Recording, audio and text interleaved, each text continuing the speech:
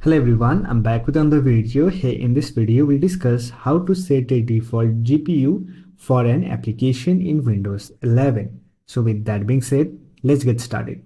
Let me tell you that in the latest version of Windows 11 we have a option to select default GPU for an application if you have multiple GPU installed on a system, like integrated GPU and dedicated GPU.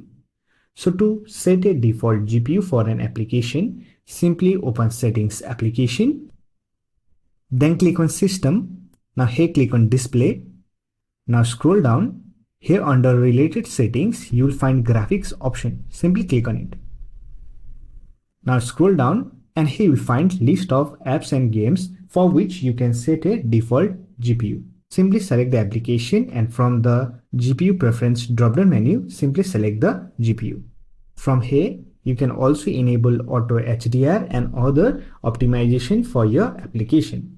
This will help you to optimize your system performance.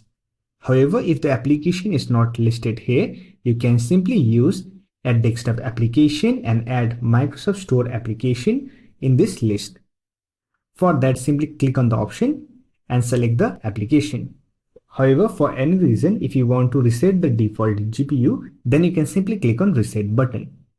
So that's it. This is a quick method to set a default GPU for an application on Windows 11.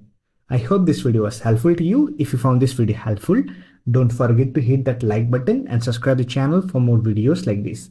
Bye for now. See you next video.